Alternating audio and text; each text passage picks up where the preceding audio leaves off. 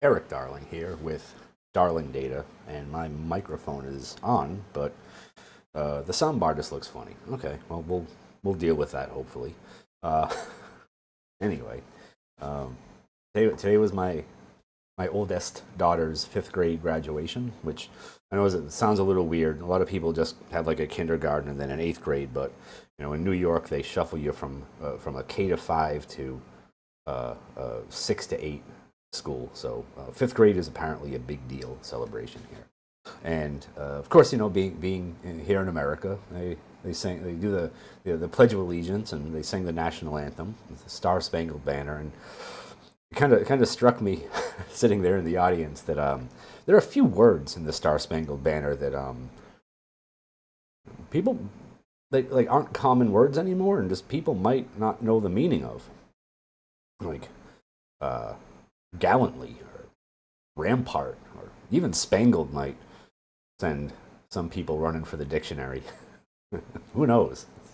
Kind of, I don't know. Might need some might need to throw some TikTok lingo in there if we want the Star Spangled Banner to remain a true top 40 hit. So, anyway, in this video from Eric Darling of Darling Data, we're going to talk about how you can keep your Darling data safer in the face of Dynamic SQL. And I'm going to show you a few things that I will sometimes do when I'm working with Dynamic SQL to make sure that there's no hijinks, there's no shenanigans, there's no tomfoolery going on, and when queries get executed. So just first thing we're going to do is a small primer on the potential perils of unparameterized Dynamic SQL and all sorts of other plosives. So we're going to create a table called DropMe. We're going to insert a row into DropMe. And what we're going to do is just run a very simple query where someone has SQL injected a drop table command onto an input, and we're going to execute that. And we're going to see that at the very end of this, we no longer have our table called DropMe. In fact, we have an error message saying invalid object name DropMe. And the reason we have that error message is because this is what our executed SQL string looked like. We had a totally valid select query, which executed, and I'll show you that in a second. And then after that ran, we had a drop table command also run. That's unfortunate. If we go over to the results, though, we will see, well, there's the result of our first select from DropMe up there, and then here's the result of our, oh, that jumped around a little bit. So you Dickens, zoom it. There's the result of our first query, and there's the result of our database name search. And you can see all the Stack Overflows that I have on my server, right? Obviously not good. And obviously the solution is to parameterize the Dynamic SQL. And so if we sort of rerun that portion of the script again, and we rewrite our Dynamic SQL in a safe way, we will get no error messages, but more importantly, we don't get any search results, which is a good thing, right? Why is it a good thing? Because we didn't execute an unsafe SQL command, right? I mean, I don't think it's a very prodigious way of working through SQL Server. If you're okay with user searches running and returning results and also executing out-of-bounds commands.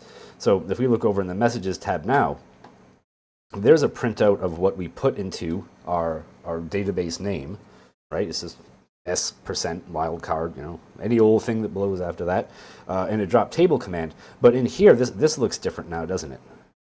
We just have the parameter name. We don't have that string sitting in there. And that's great for things that you can actually parameterize. There are lots of things in SQL Server that you can't parameterize, at least not like in a meaningful way, that you might need to pass into Dynamic SQL. Like you might need to pass in column names or a schema name or a table name or even a database name, and none of those things can really be supplied as parameters to Dynamic SQL. It's not allowed. So here's some stuff that I do to make sure that for cases where that does have to happen, we stay safe. So SQL Server has all sorts of views in it that enumerate different objects. Like we can enumerate databases from sys.databases and half a dozen other views. We can enumerate schema from sys.schemas. We can enumerate tables from sys.tables, and we can enumerate columns from sys.columns.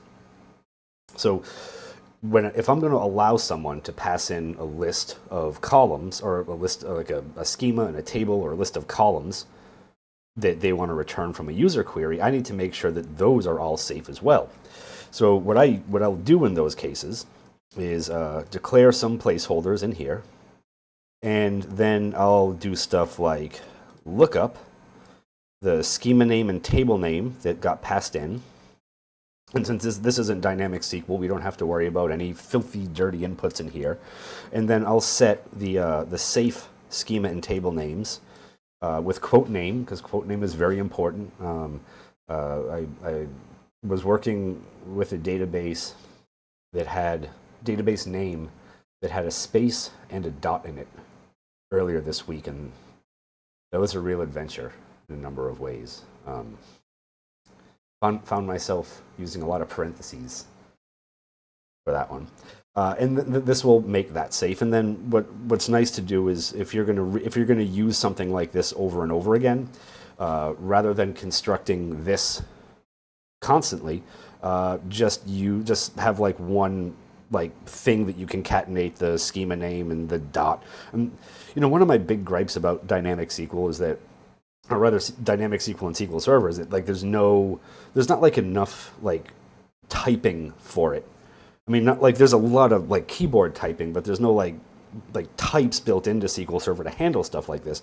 So it would be cool if there was an object type or something where if you passed in a table or a schema or a database or whatever else, that you would get back a constructed object with the dots in the right places. That'd be cool. It'd be nice if you could there was some constructor for that. Like QUOTENAME, you pass something into that and it puts quotes around. It'd be nice if there was something to put dots in the right places too, so that you didn't have to do foolish things like this and realize that you forgot a dot somewhere, you left a dot in and you didn't mean to leave a dot, and it becomes quite a hassle. There's a reason why Dynamic SQL is a real art, is practiced as a true art form by few. A lot of hacks out there, a lot of hackers out there, but not a lot of true Dynamic SQL artisans. And then because I'm living in the future here on SQL Server 2022, but we have this string split function which came around in SQL Server 2016, and we have this string ag function which came around in SQL Server 2017. The problem is, and this is where Microsoft really screws up again, is that you have to be in the database compatibility level that the function was released in order to use it. So to use string split, you have to be in compat level 130 or better. To use string ag, you have to be in 140 or better. And it doesn't help. Now Microsoft was cool from a query optimization standpoint, where it was oh, we're gonna give you all these use hints to specify which compatibility level you want the database, this query, to be optimized in this database, which allows for some neat stuff to happen. In 2016, you can do a parallel insert select into a temp table or any other table, but temp table is particularly helpful for. And 140, 150 and up, you can get all sorts of batch mode on row store type stuff and other neat things, right? Batch mode, memory grant feedback, and other intelligent query processing features, which are lovely. But not these for some reason. For some reason, changing the compatibility level of the query doesn't unleash these functions. So if you are using a really old version of SQL Server or a really old compatibility level, you are going to have to go the old school route of, rather than using string ag, you're going to have to use some XML hijinks to construct whatever list comma-separated list of things you want. And if you are not using the 2016 or better compatibility level, you will have to work out your own string splitting scheme. Now, normally I would be pretty picky about this, right? Because this is not a good sargable thing. I see a lot of queries with string split in them, or like some string splitter in them. It doesn't have, not necessarily the built-in one, where it's like it's a meaningful query, not just hitting some dynamic management views, and like it's in a where clause or a join or something else, and that's not a good idea for performance, because SQL Server has no idea what's in there, and it makes no attempt at like creating a statistics histogram for the results of a string split. So you can get some really bad cardinality estimates when you start getting that stuff involved in a where clause. But since this is just a very simple query against a dynamic management view, I'm not gonna get picky here. Right? This is like, I can deal with this. Right? We're not performance tuning this. We are trying to keep our query safe from the hackers. We're concerned about the security of our stuff. Right? Not performance tuning in this one. And then if any of these come back as null, someone clearly did something either devious or mischievous or maybe just wrong. There was that quote about like malice and ignorance and all that. I suppose that could apply here. I'm not sure how I feel about it, but just some general handling. And if you wanted to take this further, especially for like the column list, you could even like, have a table variable or some other logging feature, some other logging thing happen where you like logged a list of things that someone passed in that were incorrect, right? If you really cared about it, you could totally do that. I don't care enough to do that here. It's just going to make the code longer, but you could absolutely like, stick a list of stuff from the column names parameter that were invalid column names, right? It's a totally doable thing. And then down here, so this is what I kind of meant by like some things can't be passed in as parameters. Like you couldn't directly pass this to Dynamic SQL as a parameter. SQL Server would say, I don't know what you're talking about. Likewise, you couldn't pass this to, you can't pass like, database schema object names, table names, stuff like that without SQL Server saying, no, can't do it, not happening. And what this allows for is for if someone wants to select the top 100 rows from the users table, they can do that. And the query will look like this. And one thing that is very nice for you to do in all your Dynamic SQL is to put a comment with the store procedure name in there so people know where the hell these things come from. It's not just some buck naked query running around in your plan cache or query store that no one can identify. But what's cool about this is then if we were to run our store procedure with something devious, mischievous, and malicious in it like that, it would not show up in there, right? Our messages tab would still just show the 3 columns that were actually valid for the users table and the comment list. So good tips on keeping your Dynamic SQL extra safe. Right, and if we look at our DropMe table, it still exists despite someone's best efforts to drop our poor DropMe table. Right. Now, this is just one kind of example with object names, right? Schema, table, database, column names, stuff like that. If you might have other instances where, and I grant you, I grant you every grudge you have against this store procedure for not actually needing Dynamic SQL, but you might have a more involved case, and without really like doing something somewhat complicated, this is kind of just a good general example of an alternate thing you could do that might make life better, might actually perform better, might cut some crap out of your query plan, stuff like that. Where let's say we have a store procedure where we want to search display names in the users table of the Stack Overflow data. You probably won't be working on this particular store procedure, but you might, let people search like this. And you might have Dynamic SQL, again, unsanitary Dynamic SQL that looks a little something like this, where, you're just passing in some bare naked parameters to a thing like this, which is, obviously this is a horrible idea. You shouldn't trust anyone this much. Wouldn't I wouldn't trust us. I wouldn't trust anybody with something like this. But one thing that you might find useful to do is rather than have all this stuff in your dynamic SQL, you might find it performs better and it keeps you safer if you do something like this, where you just you create a temp table, right, and then you enumerate just the IDs of the things you care about. You stick that into a temp table. And again, like, this doesn't matter much, right? If you want to throw a recompile hint on here, whatever you want to do, you can do to tune up this query. But, you know, for the context of what we're doing, this is pretty quick and fast. And just dump the contents into a temp table, right? Nice little primary key on there too, right? Look at our primary key. Look at our nice clustered primary key on this table. Isn't it gorgeous? Isn't it the most beautiful thing you've ever seen? I think so.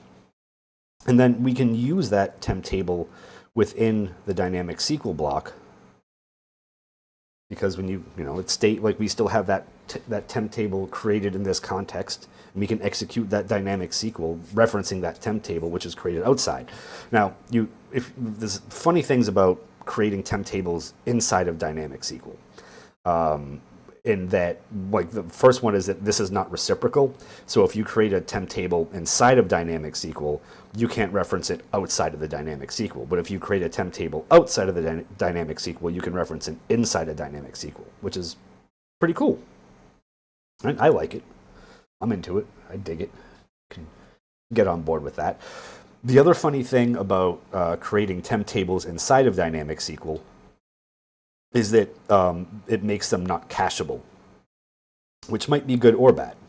Paul White has 3 magnificent, wonderful blog posts about temp tables and temp table caching in stored procedures that I end up sending people to those quite a bit, because they are as Paul is wont to do. He has written wonderful, detailed, comprehensive blog posts about these topics. So yeah, so like, you know, like, you might have an issue where, you know, you create a temp table and SQL Server caches that temp table, and what part of what it caches is the histogram, and then the next time you go to use that temp table you go to run that stored procedure, SQL Server reuses the histogram for that temp table, which is a wild thing, absolutely wild thing. But if you create a temp table inside of dynamic SQL like this, it is not cacheable, and the histogram or nothing else will be cached along with it. Now, that of course has upsides and downsides, right? If you're running a stored procedure and a ton, that temp table caching might be a good thing. You might find a lot less contention in TempDB if you are reusing cache temp tables. You might even find the performance isn't that big a deal because you meet the thresholds to uncache or whatever you want to call it, and update the statistics on that temp table. But in general, this is kind of like a more a stranger angle on performance tuning an issue with temp table caching, but fun nonetheless, because sometimes you get to pull these weird tricks out, and boy, they work like gangbusters. I don't really like that phrase that much, though. I don't know. It's kind of old timey. It's like a gallant rampart. My gangbusters on this gallant rampart. They're all spangled.